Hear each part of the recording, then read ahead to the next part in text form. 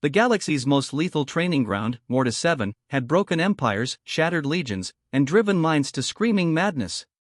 But for Staff Sergeant Ryan Walsh, a man who just wanted to see the stars, it was just another Tuesday. The recruitment office reeked of stale ambition and antiseptic, a scent Ryan Walsh had grown intimately familiar with. He sat in the unforgiving plastic chair, scrawling answers on forms that felt designed to misunderstand him. Military service? Average. Combat experience? Basic. Special skills? He'd paused, then written, *can open pickle jars without tools. It felt relevant, a testament to a certain stubborn, everyday strength that no alien form could ever quite capture. Next. The voice, sharp and tired, belonged to a woman behind bulletproof glass, her eyes holding the weight of 1,000 hopeless dreams. Ryan slid his paperwork through the slot. "I'm here about the special assignment posting." She scanned his file, then him, then the file again, her gaze a slow burn of disbelief. "You understand this is for the Galactic Defense Coalition exchange program?" "Yeah," it said, "interesting assignment and travel opportunities. I've been stuck at the same base for 3 years." He shrugged, the very picture of unassuming boredom. "Mr. Walsh," she began, her voice dropping to a warning whisper, "this program involves training with alien species on what they classify as an extreme survival world. Most applicants require advanced psychological screening and enhanced physical conditioning beyond anything your species has, typically demonstrated." Ryan paused, a thoughtful frown creasing his brow. "I went camping in Alaska last winter. How bad could it be?" The woman stared. A long, silent moment stretched between them, a chasm of galactic misunderstanding. Then, with a sigh that seemed to deflate her very being, she stamped his forms. "Report to Transport Base 7 tomorrow at 0600. Don't blame me if you come back in a box." 3 months later, Ryan found himself on a transport ship that seemed to have been designed by an advanced species with an affinity for both submarines and luxury hotels. His fellow passengers were unlike anything he'd seen in the flimsy holofilms back home.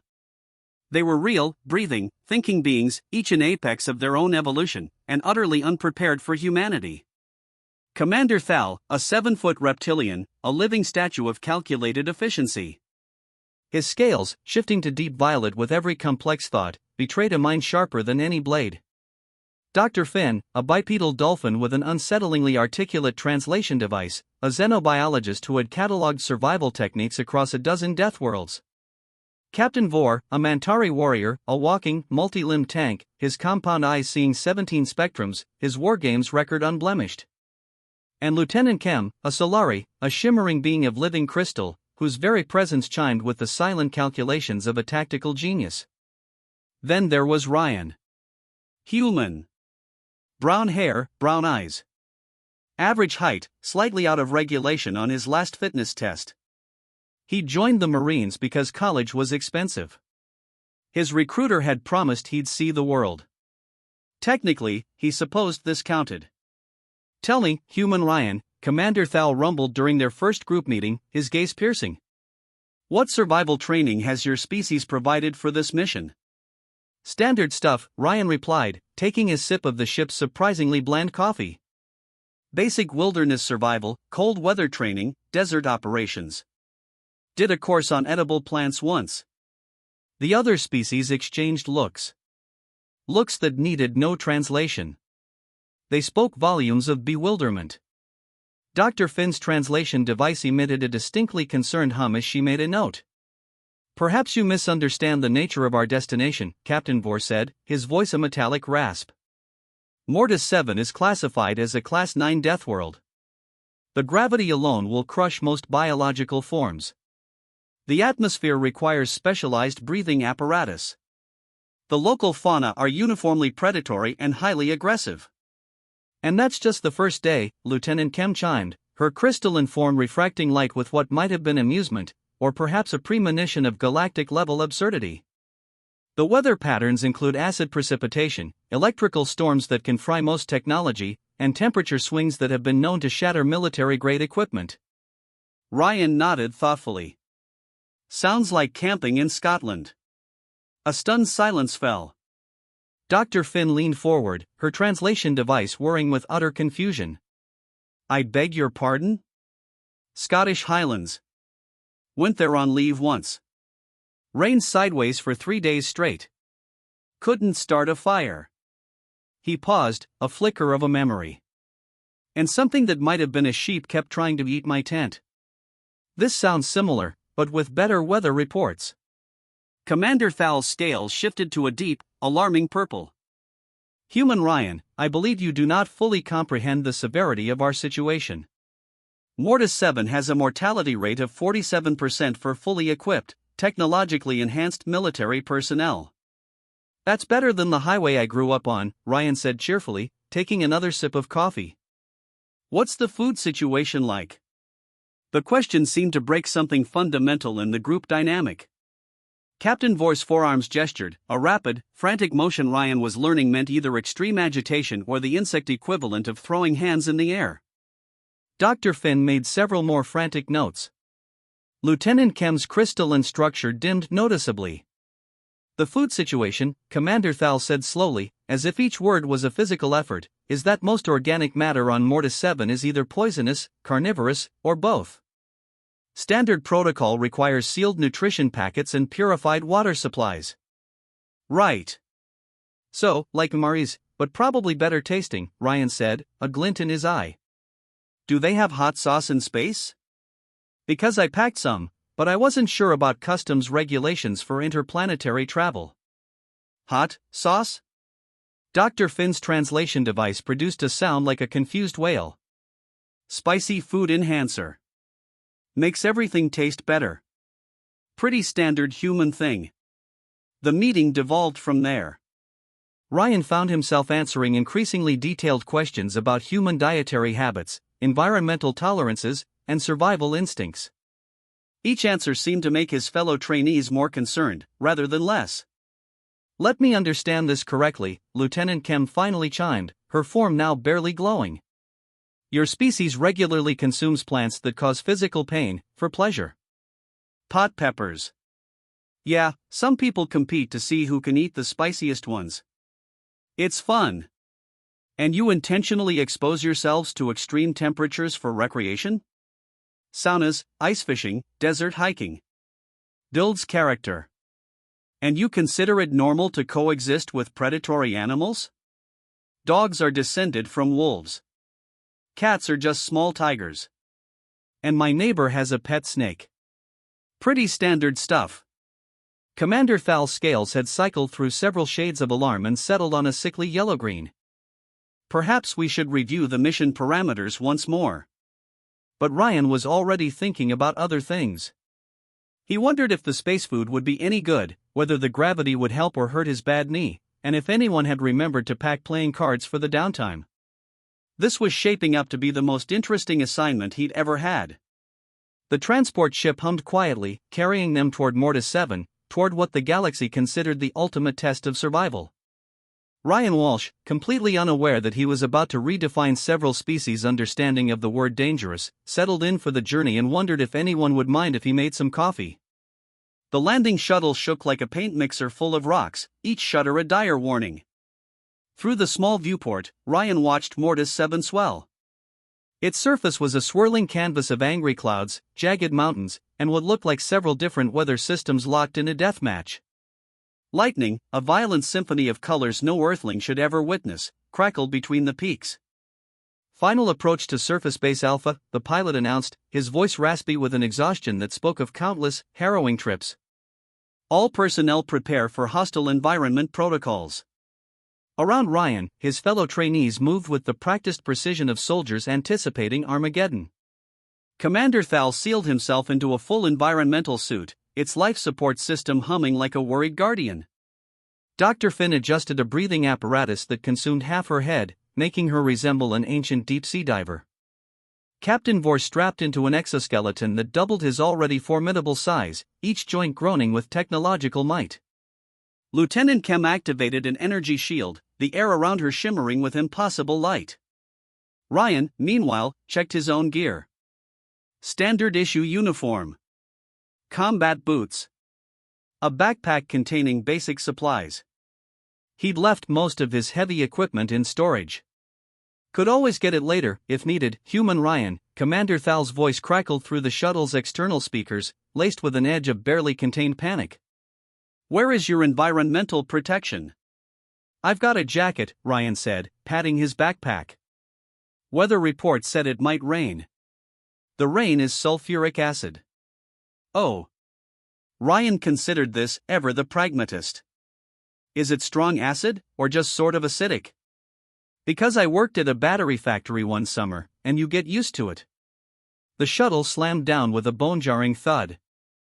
Through the viewport, Ryan finally saw Mortis 7. It was as if someone had taken all the worst parts of every hostile environment on Earth, mixed them with a few cosmic horrors, and then amplified the recipe by 1,000. The moment the airlock hissed open, the gravity hit.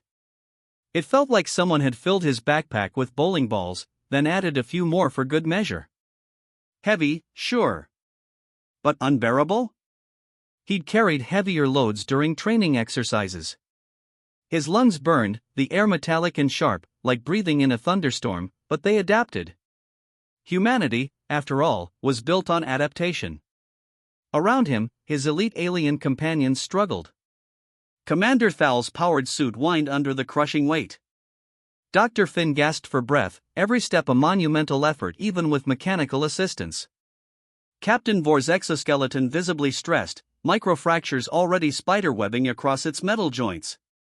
Lieutenant Kem's energy shield flickered, her crystalline form dimmer than usual.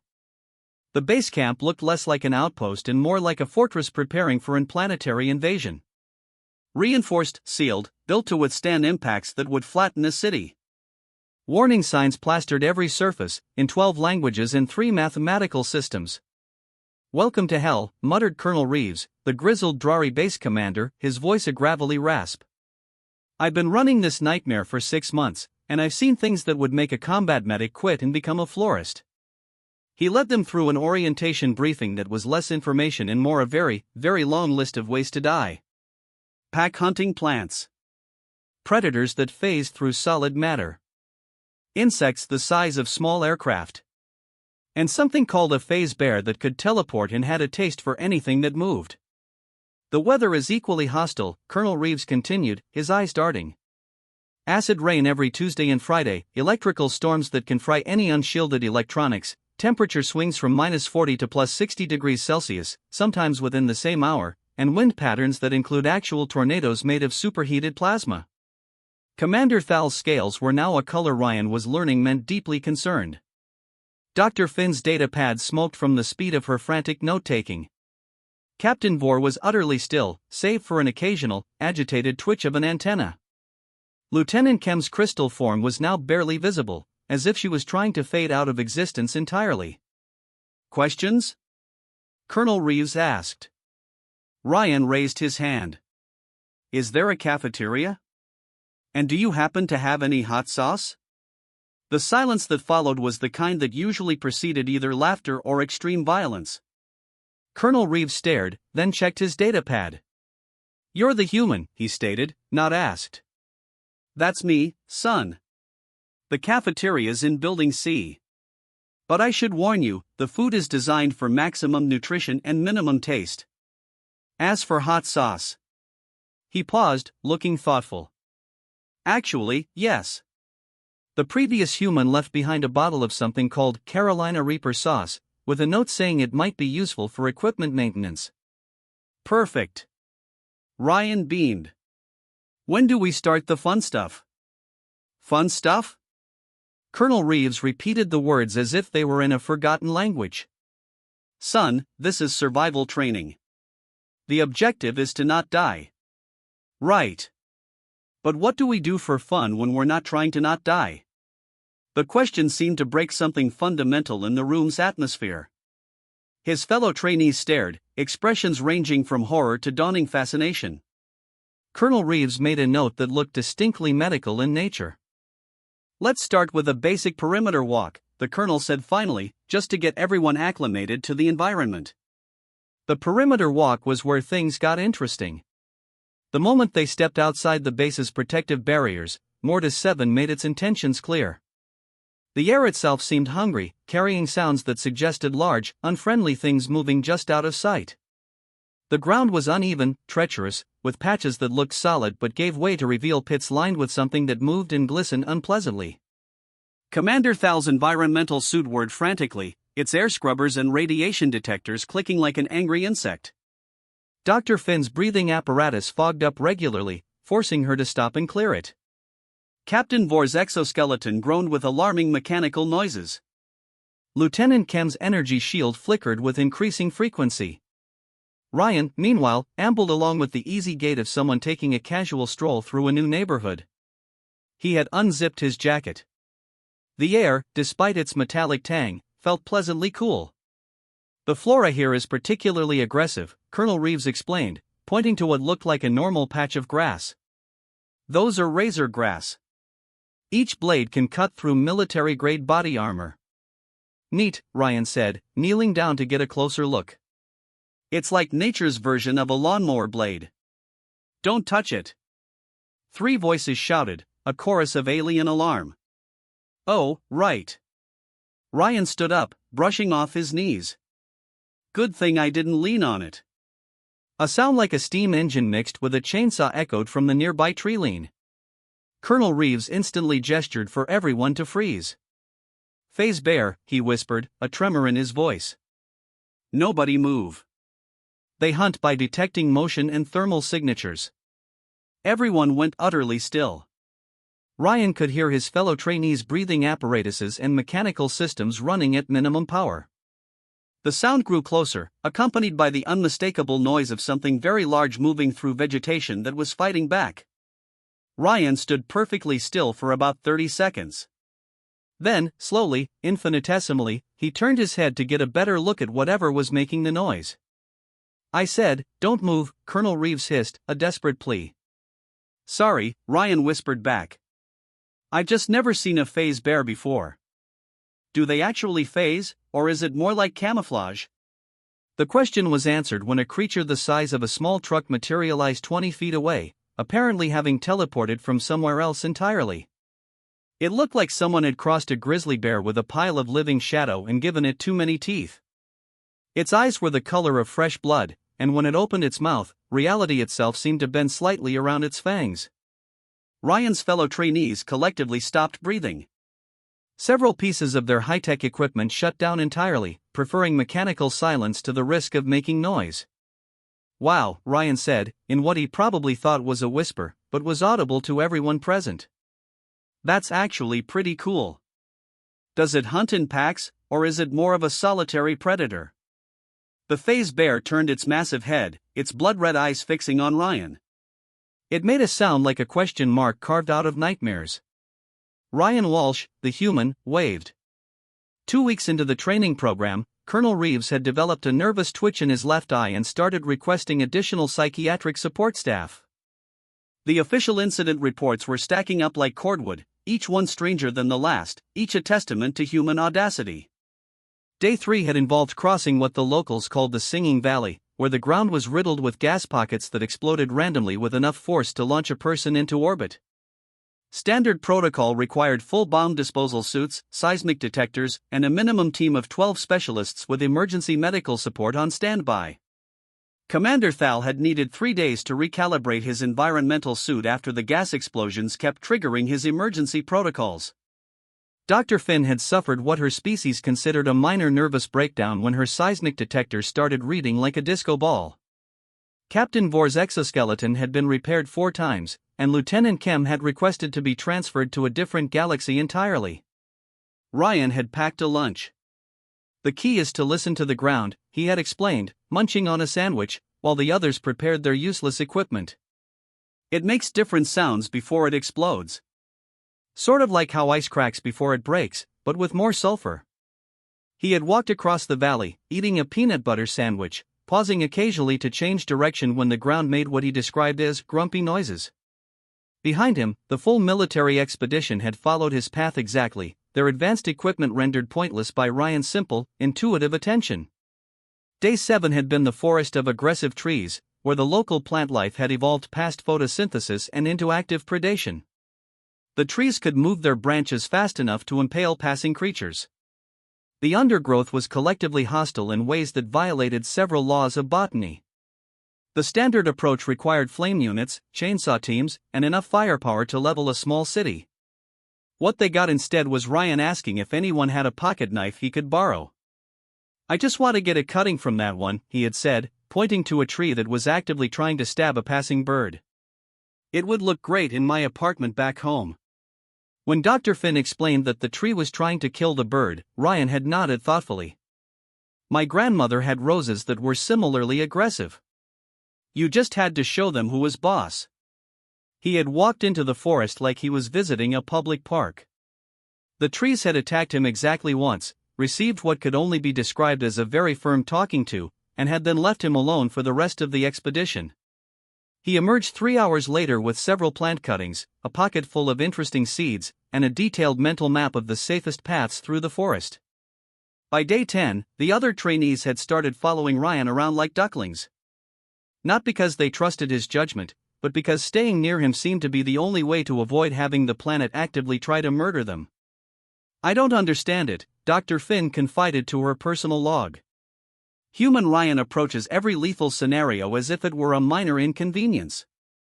Yesterday, when we encountered the electric eels in the Screaming River, he asked if anyone had brought fishing line. The Screaming River had been the worst challenge yet. The water was home to creatures that looked like electric eels but were the size of subway trains and generated enough electricity to power a small city. The current was strong enough to sweep away a tank. The water was acidic enough to dissolve most metals. And the whole river screamed constantly with the voices of everything that had ever died in it. Standard crossing procedure required a portable bridge, full electrical insulation suits, and a support team with emergency medical facilities. The operation typically took 6 hours and had a 15% casualty rate, even under ideal conditions. Ryan had looked at the river for approximately 30 seconds. Then he started taking off his boots. "What are you doing?" Commander Thal had asked, his scales now permanently stuck on the color that meant impending doom. "Going for a swim," Ryan replied. "Water looks fine. Bit noisy, but I grew up near a highway. The water will dissolve you." "Nah, it's not that acidic. See how it's not eating through the rocks on the shore? That means it's probably just mildly corrosive. Like swimming in a chlorinated pool, but with more screaming. The eels will electrocute you. Only if I bother them. Electric eels back home are pretty chill if you don't go grabbing at them. These aren't normal electric eels." "Sure they are. Just bigger. Probably means they're older and more experienced, so they'll be smarter about avoiding unnecessary conflict." Ryan had waded into the water while his fellow trainees watched in horror. The massive electric eels had surfaced to investigate, taken one look at him, and apparently decided he wasn't worth the effort. He had swum across the river in a leisurely breaststroke, pausing in the middle to wave at his teammates and point out what he thought might be interesting fish. The return trip had been even worse for everyone's nerves. Ryan had convinced one of the giant eels to give him a ride by offering it part of his energy bar. He had arrived at the far shore, sitting on the back of a creature that could have powered half the galaxy, scratching it behind what might have been ears, and discussing the river's ecosystem with the air of someone giving a nature documentary. "The screaming is just acoustics," he had explained, dripping wet, to the stunt group. "All that electrical activity creates vibrations in the water, and the rock formations amplify them. It's actually pretty interesting from an engineering perspective." By day 14, Colonel Reeves had started sending daily reports to Galactic Command that read less like military assessments and more like desperate appeals for psychiatric intervention. "Request immediate consultation with xenopsychology specialists," he had written. Human subject continues to treat Class 9 Death World environment as recreational opportunity. Yesterday observed subject attempting to domesticate local predator species. When questioned, subject stated he was making friends with the neighborhood. Recommend full psychological evaluation of entire human species. The psychological evaluation had arrived in the form of Dr. Marina Santos, a human psychiatrist hastily recruited from Earth's United Nations Liaison Office. She stepped off the transport shuttle, took one look around Mortis 7, and made the same comment that was becoming depressingly familiar. "Oh, good," she had said, shouldering her backpack. "It's not as bad as I thought it would be." Colonel Reeves stared at her for a long moment, then updated his report to Galactic Command. Asterisk require immediate extraction. All human personnel display identical pathological lack of self-preservation instincts. Recommend reclassification of human homeworld pending further investigation. But the training program continued, because somewhere in the galaxy, the Void Swarm was still a threat, and the Galactic Defense Coalition still needed soldiers who could function in impossible environments. What they were discovering was that they already had them. They just hadn't realized that the humans they'd been dismissing as a minor species had evolved on a planet that made Mortis 7 look like a vacation resort. Ryan Walsh, completely unaware that he was in the process of redefining galactic understanding of survival training, was sitting by the campfire he'd built using local materials, roasting something that looked like a cross between a fish and a small dragon, and planning tomorrow's activities. "I heard there's a volcano about 50 miles north," he mentioned to Dr. Santos. "Want to go check it out? I've never seen an alien volcano before." Dr. Santos, who had spent the day cataloging the various ways that Mortis 7 could kill its inhabitants, looked up from her notes. "Is it active?" "Yeah, that's what makes it interesting." She made another note in her file. This one about the apparent human instinct to seek out additional danger when the current environment wasn't quite challenging enough. Somewhere in the distance, a pack of phase bears howled in harmony with what sounded like a tornado made of electricity. Ryan looked up hopefully. "Oh, good," he said. "Sounds like the weather's getting interesting." Murder Canyon earned its name the old-fashioned way, by murdering things. Located in the northern quadrant of Mortis 7, it represented everything hostile about the planet concentrated into one convenient location. The rocks were carnivorous. The air was poisonous. And the local ecosystem had evolved beyond normal predator-prey relationships into something that could only be described as competitive homicide. "This is the final examination," Colonel Reeves announced to the assembled trainees. His nervous twitch had progressed to involve both eyes and most of his left cheek. 72 hours. Minimal equipment. Individual survival exercise. If you complete this, you graduate from the program. The equipment allowance was deliberately sparse: basic shelter materials, 3 days of emergency rations, a water purification device, and one personal item of their choosing. Standard military doctrine suggested that anyone attempting Murder Canyon should have a full support team, satellite communication, and emergency extraction capabilities on standby. Commander Thal had chosen a military-grade survival beacon as his personal item. His scales had achieved a color that didn't exist in any known spectrum and seemed to hurt people's eyes when they looked directly at it. Dr. Finn had selected an emergency medical kit and was breathing so rapidly through her apparatus that she was fogging up the inside of her helmet. Captain Vor's personal item was a portable weapons array, and his forearms were twitching independently in what his species considered a sign of extreme agitation. Lieutenant Kem had gone almost completely transparent and was humming at a frequency that made nearby equipment malfunction. Ryan had brought a fishing rod. "Human Ryan," Dr. Santos said, her voice laced with an exhaustion usually reserved for planetary-scale disasters. "Are you certain that's your best choice for survival equipment?" "Well, the briefing mentioned there was a stream running through the canyon," Ryan replied, checking his tackle box. "Figured I might as well try the local fishing while I'm there. Plus, if the water's clean enough for fish, it's probably safe to drink." Dr. Santos made a note that looked increasingly concerned. She had spent 3 weeks on Mortis 7 conducting psychological evaluations, and her preliminary report to Earth contained phrases like possible evolutionary divergence and recommend immediate anthropological study of human development patterns. The stream in Murder Canyon isn't water, Colonel Reeves said, his voice flat. "It's liquid mercury mixed with dissolved uranium and what our scientists believe might be liquefied malice." "Oh." Ryan considered this. "Well, the fishing rod's still useful. Good for reaching things you don't want to touch directly." The drop-off point was a plateau overlooking Murder Canyon, offering an excellent view of why the place had such a terrible reputation. The canyon walls were lined with stone formations that moved when nobody was looking directly at them. The bottom was shrouded in mist that periodically screamed. The sky above the canyon was a different color than the sky everywhere else, suggesting that local atmospheric conditions had given up on physics entirely. Individual drops will be made at random locations throughout the canyon, Colonel Reeves explained. Your objective is simple: survive until pickup. Do not attempt to contact each other. Do not attempt to leave the canyon boundaries. Do not attempt to feed or domesticate the local wildlife. The last instruction was delivered while looking directly at Ryan, who seemed genuinely disappointed. Commander Thal went first, his environmental suit already running diagnostics that suggested imminent system failure. His drop pod disappeared into the mist with a sound like screaming metal. Dr. Finn followed, her breathing apparatus working overtime, her medical training apparently warring with her survival instincts. Her pod vanished with what might have been a whimper.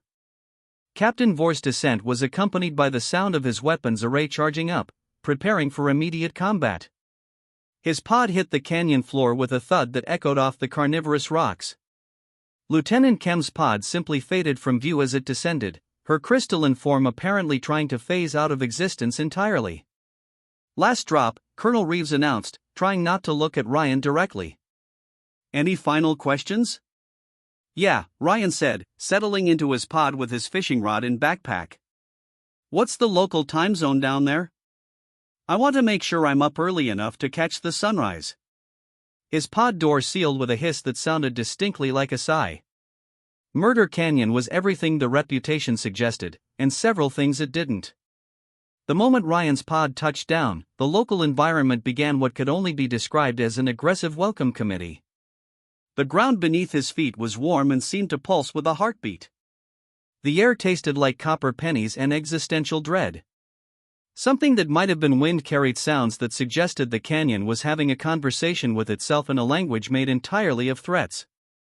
Ryan looked around with the expression of someone seeing their vacation rental for the first time. It wasn't exactly what he'd expected, but it had character. The first order of business was shelter. The pod was designed to serve as temporary housing, but Ryan could see that the local rocks were already eyeing it with what appeared to be appetite. Better to establish a more permanent base before things got weird. He found a spot near what the briefing materials had optimistically called a stream. The liquid flowing through it was indeed mercury-based, but it was also flowing, which meant it was probably following some kind of natural course. In Ryan's experience, natural water sources were usually associated with other useful things, even if the water itself wasn't immediately drinkable. The fishing rod turned out to be immediately useful, not for fishing, but for testing things before touching them directly. The local rocks were indeed carnivorous, but they were also slow and appeared to have poor eyesight. As long as he moved predictably and didn't act like prey, they seemed content to ignore him. Setting up camp took about an hour. Ryan had learned to build shelters in environments that ranged from Arctic tundra to desert sand, and Murder Canyon was just another variation on the theme. The key was working with the environment rather than against it, finding ways to make the local hostility work in your favor. The carnivorous rocks, for example, made excellent perimeter security. Anything trying to sneak up on his campsite would have to get past them first, and they were apparently territorial enough to attack other predators. The screaming mist provided excellent camouflage and background noise.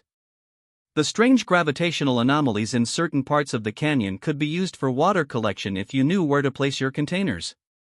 By sunset, Ryan had a functioning campsite, a reliable source of filtered water, and a basic understanding of the local predator patterns. He had also discovered that the liquefied malice in the stream was an excellent insect repellent when used in small quantities. Meanwhile, his fellow trainees were discovering that Murder Canyon had earned its reputation through dedicated effort. Commander Thal's environmental suit had suffered a complete breakdown within the first 6 hours. His emergency beacon was functioning, but the canyon's electromagnetic field was scrambling his signal into what sounded like a distress call sung in three-part harmony by a choir of dying robots. He had barricaded himself inside his drop pod and was rationing his emergency air supply while hallucinating conversations with his childhood imaginary friends. Dr. Finn's breathing apparatus had clogged with something that might have been pollen but moved like it had opinions about the situation. She was experiencing what her species considered a complete psychological breakdown, compounded by the fact that her medical training kept trying to diagnose her own symptoms while her survival instincts suggested that running away screaming might be the best available option. Captain Vore had engaged his weapons array against what he perceived as multiple hostile contacts, only to discover that he was fighting his own shadow, as interpreted by the canyon's unusual lighting conditions.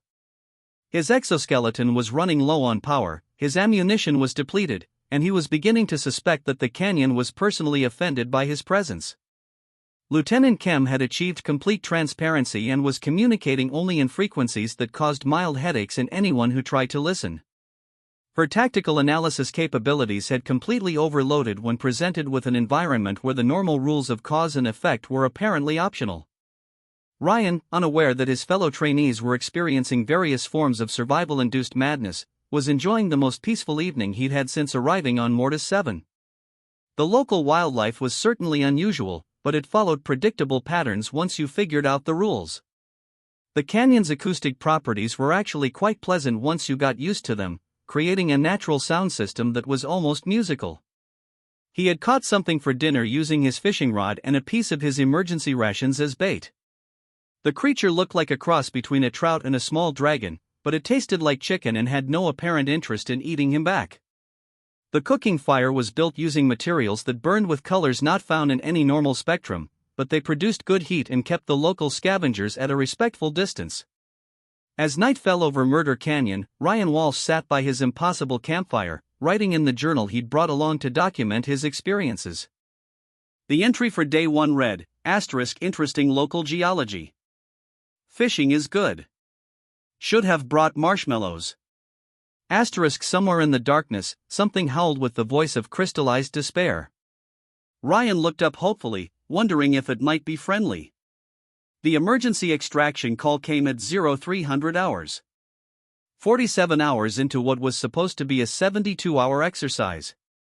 Colonel Reeves received it while staring at biometric readouts that suggested his trainees were either dead, insane, or had somehow transcended the normal boundaries of biological existence. Commander Thal's vital signs showed stress patterns that exceeded his species' known physiological limits. His heart rate had achieved frequencies typically associated with hummingbirds, and his brain activity suggested he was experiencing either enlightenment or a complete psychological break, possibly both. Dr. Finn's readings indicated that she had stopped breathing in any recognizable pattern and was instead producing what could only be described as aquatic sobbing sounds. Her stress hormones were at levels that should have been lethal, and her body temperature kept fluctuating between hypothermia and fever. Captain Vore's exoskeleton was transmitting error messages in 17 different languages, including 3 that his species had never encountered before. His biological signs suggested he was fighting a war against an enemy that existed entirely in his own mind, and losing badly. Lieutenant Kem had stopped registering on most sensors entirely. The few readings they could get suggested she had achieved a quantum state that allowed her to exist in multiple locations simultaneously, none of which appeared to be entirely in the same reality as everyone else. Then there was Ryan Walsh. His biometric readings showed that he was asleep. Not just asleep, but sleeping deeply and peacefully, with vital signs that suggested he was more relaxed than he had been at any point since arriving on Mortis 7. His stress hormones were at baseline levels. His heart rate was consistent with someone taking a pleasant nap. His brain activity indicated he was probably dreaming about something enjoyable. "Sir," the medical technician said, checking his instruments for the 3rd time, his voice a disbelieving squeak. "I think there might be an error in the humans' monitoring equipment." "What kind of error?" Colonel Reeves asked, though he was beginning to suspect the error was in their understanding of humans rather than their equipment. According to these readings, human Ryan's stress levels have been decreasing steadily since the exercise began. His body temperature is stable, his breathing is regular, and his brain chemistry suggests he's having fun. The extraction team found Commander Thal curled up in his drop pod, having constructed what appeared to be a religious shrine to his environmental suit's air recycling system.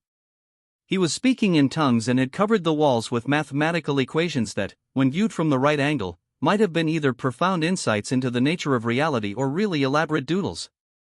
Dr. Finn was discovered attempting to perform surgery on a rock formation that she had convinced herself was a patient.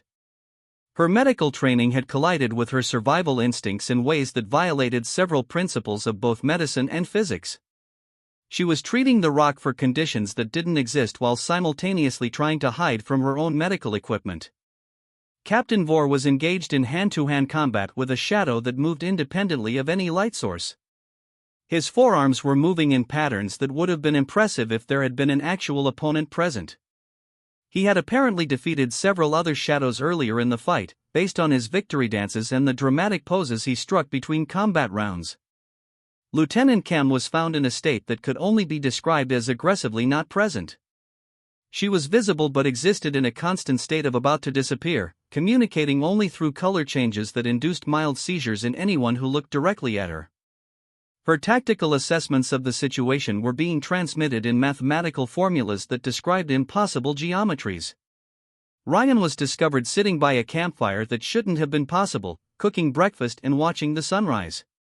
His camp was organized, clean, and appeared to be operating under different physical laws than the rest of Murder Canyon. The carnivorous rocks in his immediate vicinity had arranged themselves into what looked suspiciously like garden decorations. "Morning," he said cheerfully as the extraction team, all of whom were wearing full hazmat suits and carrying enough firepower to level a small building, approached. Perfect timing. I was just making coffee. Anyone want some? "Sir," the team leader said carefully, his voice muffled by his helmet, "are you aware that you've been alone in Murder Canyon for 47 hours? Yeah, it's been great. Really peaceful once you get used to the local customs.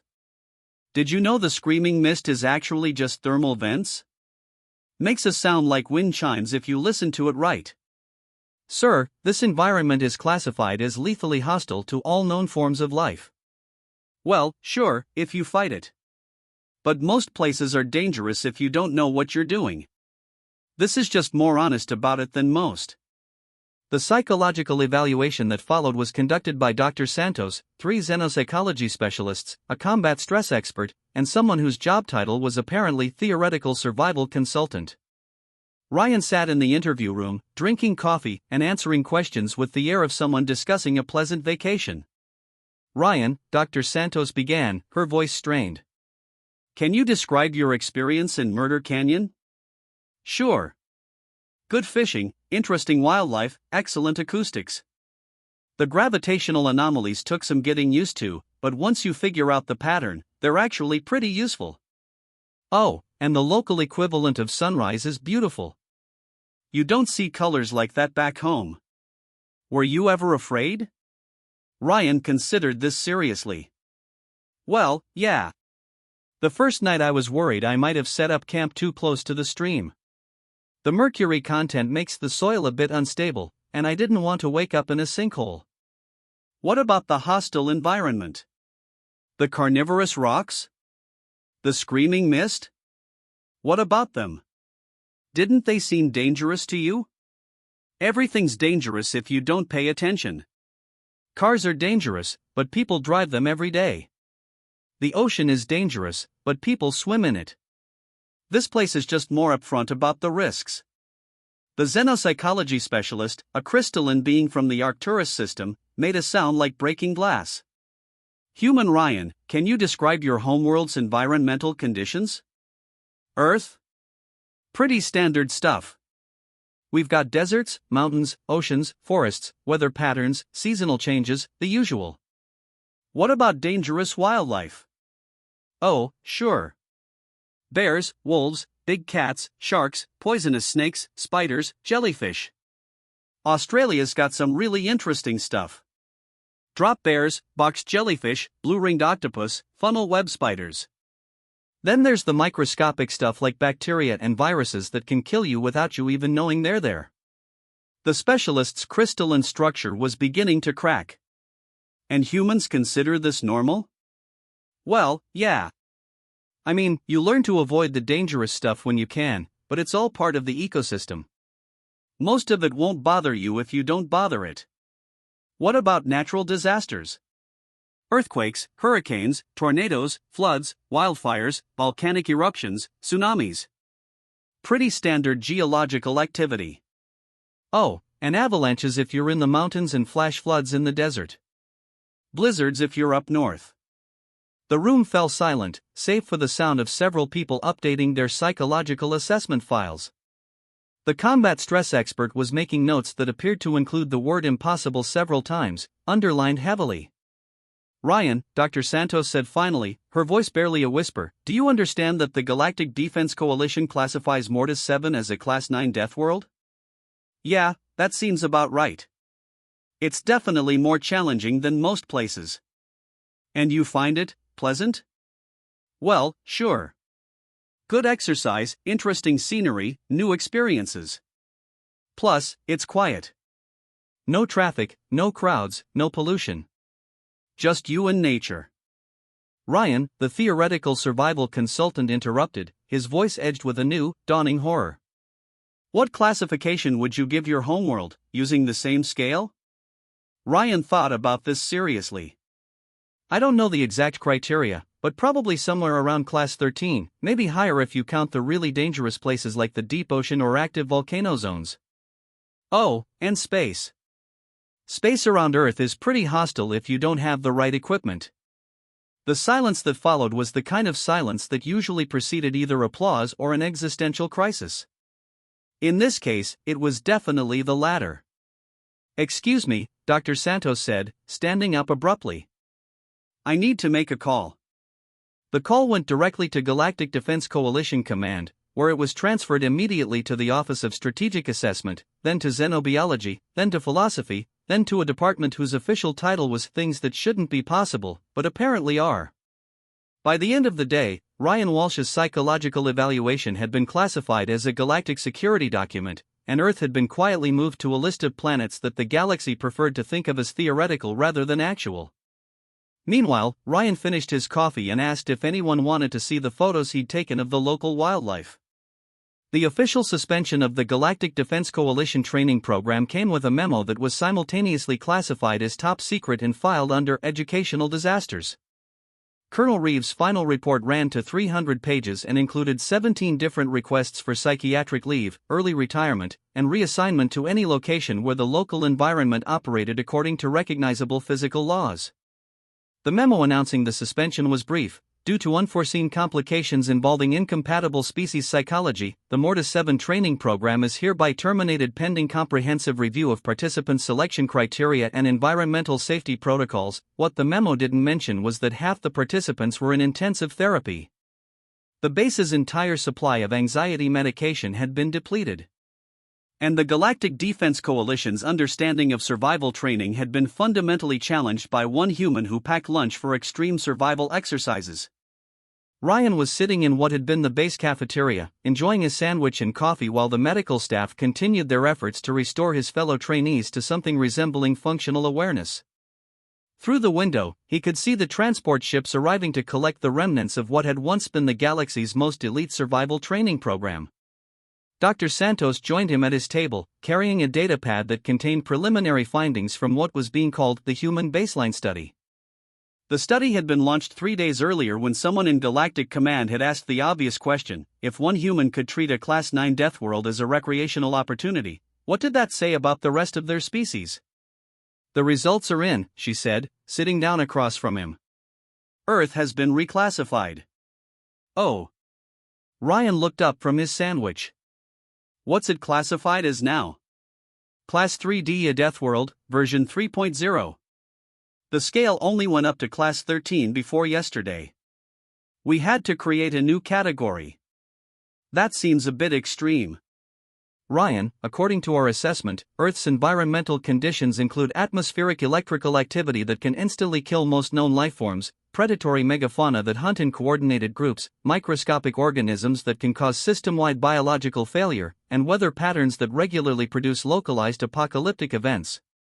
You mean lightning, pack hunters, bacteria, and storms? Lightning that strikes the planet's surface approximately 100 times per second. Pack hunters that include apex predators with no natural enemies. Bacteria that can adapt to almost any environment and develop resistance to most known countermeasures. Storms that can level cities and spawn tornadoes with wind speeds exceeding most spacecraft. Ryan nodded thoughtfully. Yeah, that's pretty much Tuesday weather in some places, but you get used to it. Dr. Santos made another note on her datapad. The psychological profile of humanity was turning into a document that read like a horror novel written by someone with too much imagination and access to real statistical data. There's more, she continued, her voice weary. Our geological survey indicates that Earth's surface is constantly shifting due to tectonic activity, experiences regular volcanic eruptions, and is periodically bombarded by objects from space large enough to cause mass extinction events. Well, sure. That's how planets work, isn't it?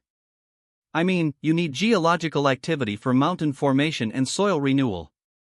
Volcanoes are just the planet's way of recycling materials, and the asteroid impacts are pretty rare. Only happens every few million years or so. Ryan. Most inhabited worlds in the galaxy are specifically chosen because they don't have those characteristics. That seems boring. It seems safe. Same thing. Dr. Santos showed him her datapad, which displayed a comparative analysis of planetary habitability ratings. Earth appeared on the chart as a small red dot in a section labeled Theoretical Upper Limits of Survivable Conditions. According to this analysis, she explained, Earth shouldn't be able to support complex life at all. The fact that it not only supports life, but has produced a species that considers its conditions normal, is causing some significant revisions to galactic theories about evolution and adaptation. Through the cafeteria window, they could see Commander Thal being gently loaded onto a medical transport. He was stable now, but kept insisting that his environmental suit had achieved consciousness and was trying to communicate with him through status light patterns. Dr. Finn was walking under her own power, but required constant supervision after attempting to perform emergency surgery on a lunch tray that she was convinced needed medical attention. Captain Vore had recovered enough to argue with the medical staff, though his arguments consisted mainly of detailed tactical assessments of how to defeat various pieces of furniture. Lieutenant Kem was visible again, but existed in a state of constant mild panic, as if she expected reality to stop working properly at any moment. What happens now? Ryan asked, watching his former teammates being loaded onto ships that would take them to medical facilities where they could recover from their encounter with basic human environmental tolerance. Well, officially, the training program is suspended indefinitely. Unofficially, there are some very interesting conversations happening at the highest levels of galactic government. What kind of conversations? The kind where they discuss whether humanity should be classified as a potential threat or a potential ally. And whether there's actually a difference. Ryan considered this while finishing his sandwich. Are we in trouble? No. Actually, you're being offered a treaty. What kind of treaty? The kind where Earth becomes a full member of the Galactic Defense Coalition, with all the benefits and protections that entails. And in exchange, humanity agrees to help with the Void Swarm problem. What's the Void Swarm? Dr. Santos pulled up another file on her datapad. The image showed something that looked like a cross between a space jellyfish and a geometric nightmare, surrounded by what appeared to be the remains of several star systems. They're a hostile alien species that consumes entire solar systems.